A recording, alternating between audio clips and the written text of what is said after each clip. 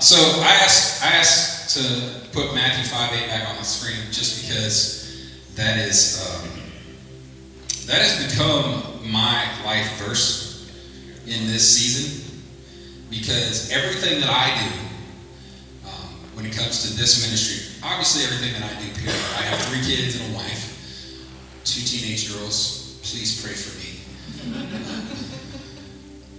Everything that I do, I'm trying to do with an absolute pure of heart. Give everything I have to God. And so, this is what it's been. Blessed are the pure in heart, for they will see God. Right? Can I get Matthew 5:6? Actually, if you want to, it may be, yeah, we can do that. The only reason I asked for this is while we were reading the principles, this one really stuck to me. Like, here I am up here listening to the announcements, and I'm trying to figure out, okay, God, what exactly do you want me to say tonight? And I saw this one talking about being humble. Blessed are those who hunger and thirst for righteousness, for they will be filled. This is what I truly believe that God wanted me to talk about tonight.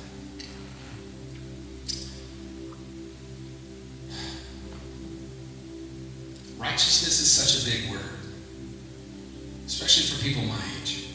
I'm 40. I know I look good for 40, but it's such a big word because you're like, there's no way I can live up to that, right? It just seems way too big. Now when I think about my mom, my dad, my grandmother, and all them, like that's what I think about when old school church like this, they know what righteousness is about. What do I know what righteousness is about? And here's what I've learned, especially over this past year. And we talked about this oddly enough on the way up here. Yeah, we did. That you're not competing with somebody else. Every day, you're not competing with the person next to you. You're not competing with your coworker, your family, your friends. Do you know who you're competing with? You. You're competing with the person in the mirror. How can I be better today than I was yesterday? That is all God wants from you. He just wants you to be just a tiny bit better today than you were yesterday. But guess what? If you're like me and you're going to fall flat on your face, all of his blessings are new every morning. But that's what he wants from us. Blessed are those who hunger and thirst for righteousness. Are you hungry? Are you thirsty for God? Is everything you do, no matter what it is, are you making it about God? This took me a lot. This took me a long time to learn. I've been with my job for 5 years, okay? Transportation supervisor. I don't feel I'm called for that. I feel this is what I was called for.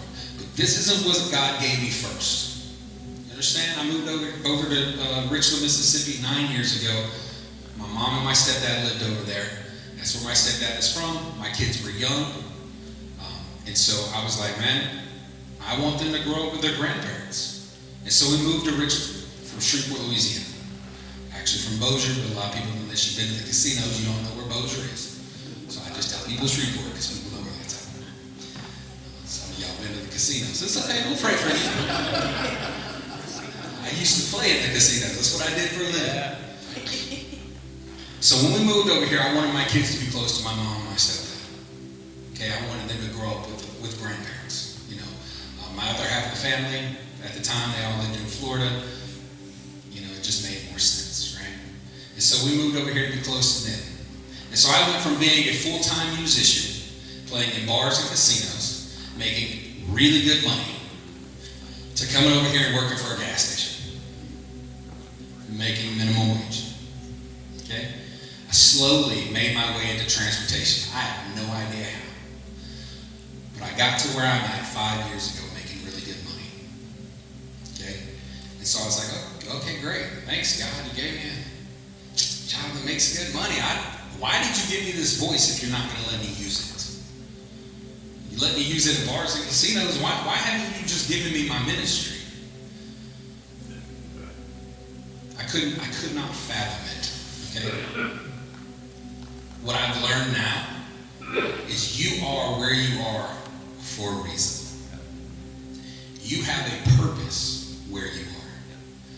does not matter if you are the preacher or you are the gas station attendant.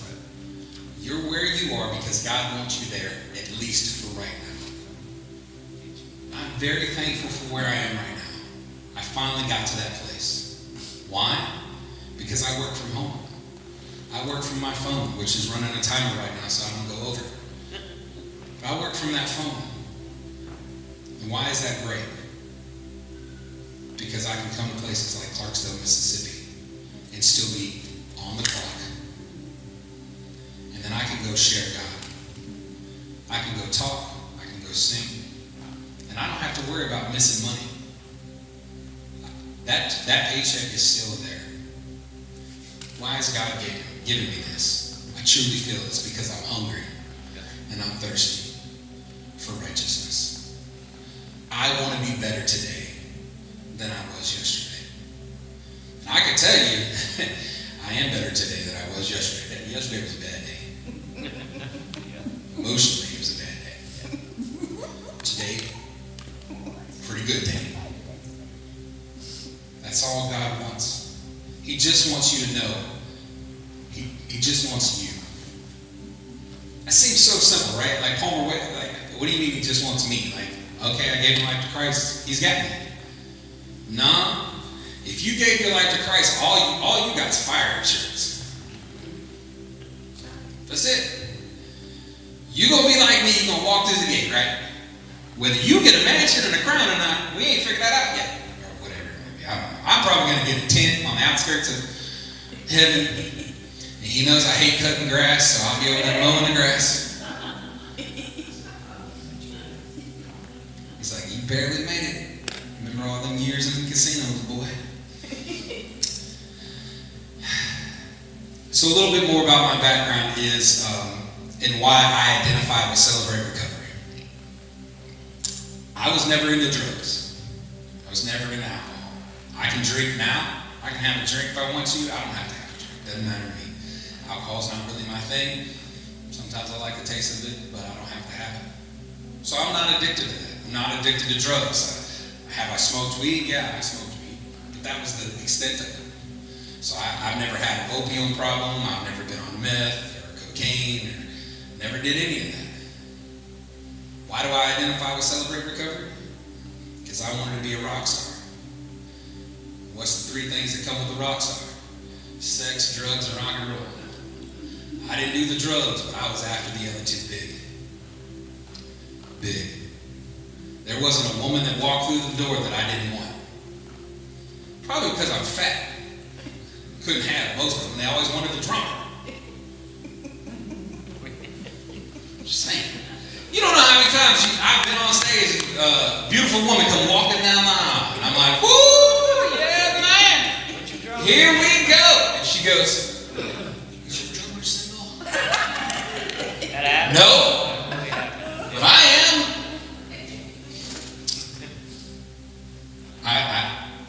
We talked about this too. Like, even to this day, I am happily married. I tattooed it on there so nobody could. I couldn't take it off anymore. She's like, "You're not going anywhere without that thing on your finger." And she carries a gun. And a knife. She does carry a knife too.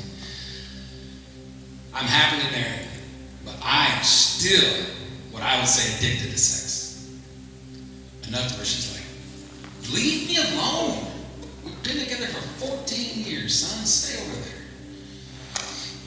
But it was really bad when I was single. Really bad. That's my addiction.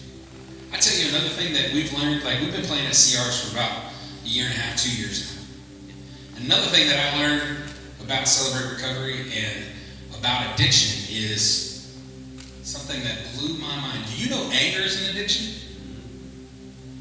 Well, y'all are a whole lot smarter than I was. I just thought I was mad. You know what I mean? Like, it's not an addiction. I was just raised this way. My dad just yelled. And in turn, I just yelled. Now, I have not beaten my kids or anything. So y'all can stop looking at me like that. But I had an anger issue where every little thing set me off. My family will tell you that I had the shortest fuse. The shortest fuse.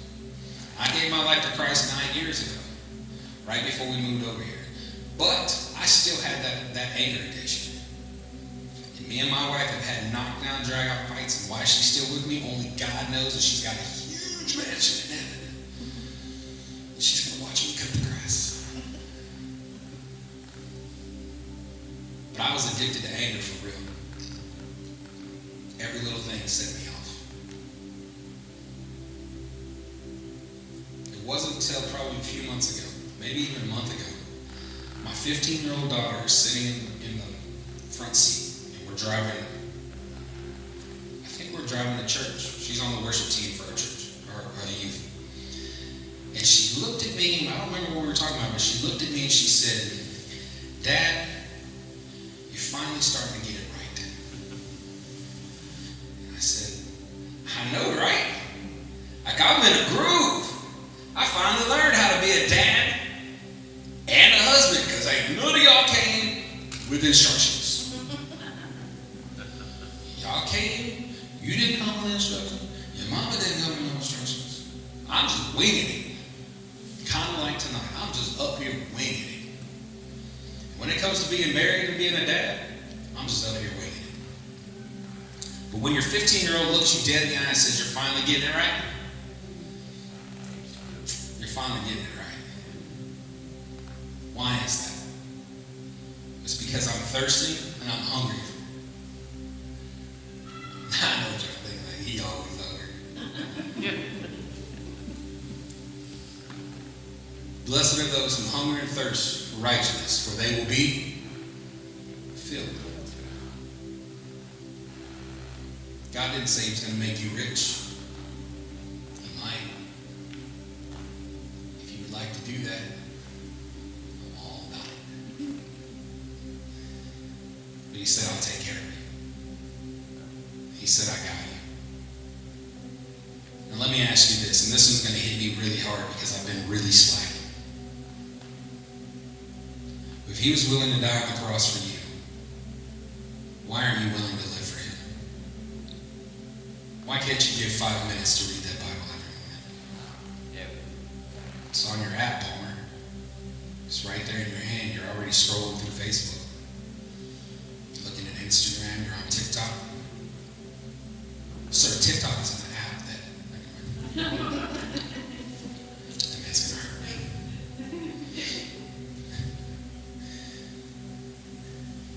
This is my challenge. I don't even know what my time is. This is my challenge for you today.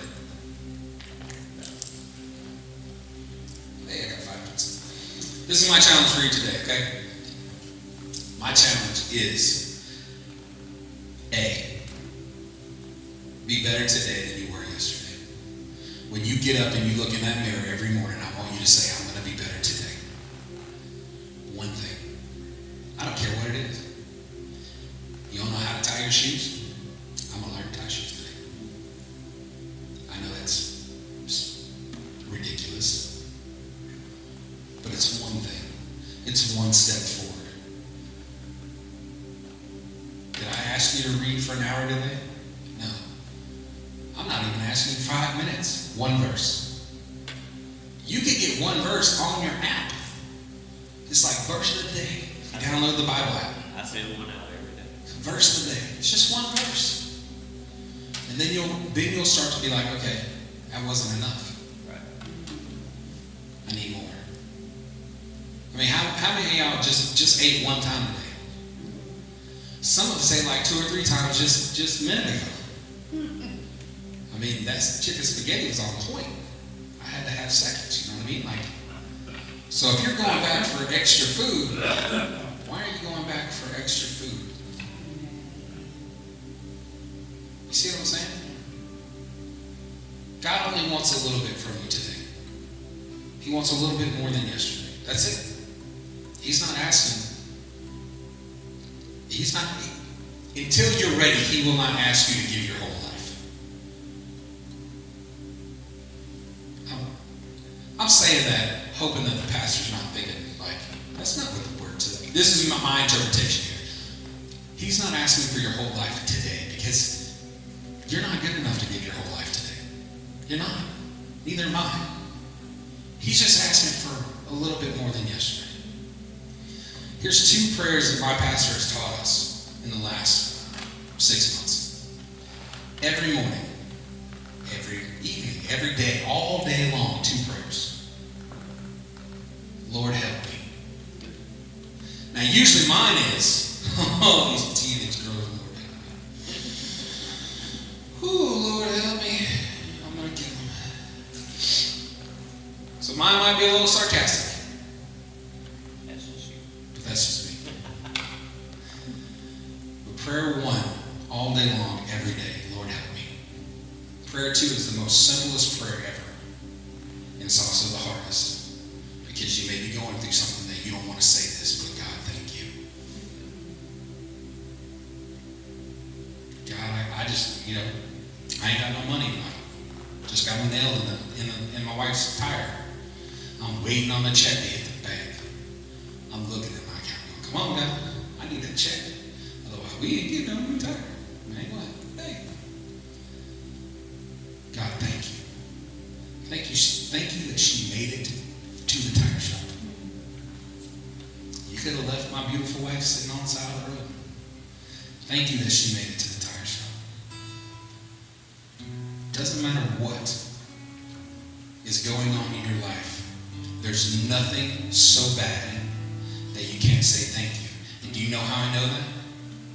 Because Paul wrote most of the Bible, most of the New Testament, I'm sorry, preacher, most of the New Testament while in prison. Am I right about that? Most of the New Testament while he's in prison. Now, we ain't talking about prisons like we got today. TV up on the wall. I got 3 hots and a cot, baby. Nah, we talking about prison. Where most of the time, he was at the bottom of the basement where the sewage went through. And what was he always saying? He was saying thank you.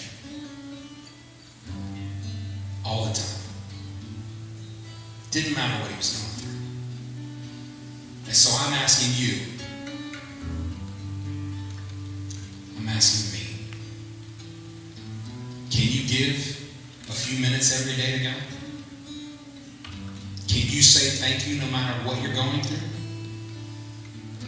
Are you willing to ask God for his help every day? Are you willing to say thank you for that help every day? Are you willing to do your very best to be better tomorrow than you were today? Because if you will, God's going to bless you. He may not give you that fancy car you've been eyeing, or that Harley I had to sell because I didn't have the money. He's going to give you what you need. That's what you need. If you give everything blind trust. Blind trust. What is faith? Blind trust. That's what faith is.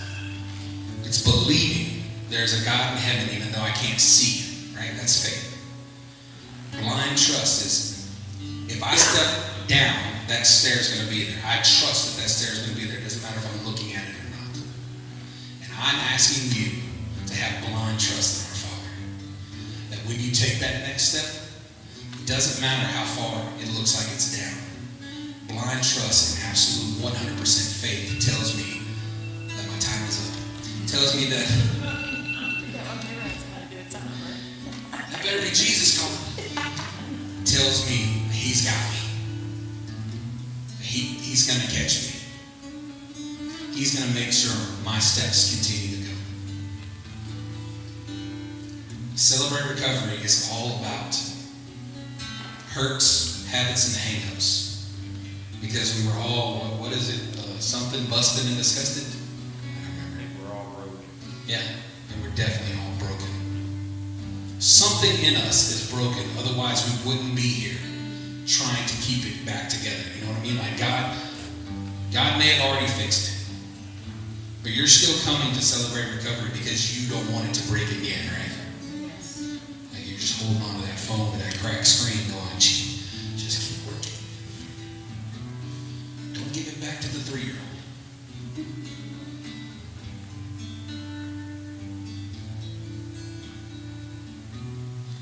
I'm going to ask question, and I'm not going to ask you to raise your hands or anything like that. But I'm going to ask you what I asked my kids the other day. If you died right now, do you know where you would go? And if you don't, let me pray for you. I can't promise that God's going to use me to heal anything you got. I can promise that I can pray for you. And I can promise that the Father can do anything that He wants to do. And so I'm asking if there's anybody here tonight that doesn't know Jesus, let us talk to you. There's a cool guy who used to have his long hair, wear kind of a dress and sandals, walked around, he healed people. Y'all heard about that? His name is Jesus. We'd love to tell you more. Don't leave here. Don't leave here the same. Whether that's I need to give my life to Christ, or whether that's I need to just be better tomorrow. Don't leave here the same. Is that what you want to do? Now you said thank you a lot. So I started. We have a original song called Thank You, and I didn't give them the lyrics, so we won't do that one. All right. That's enough of me. We'll bring a real speaker next time.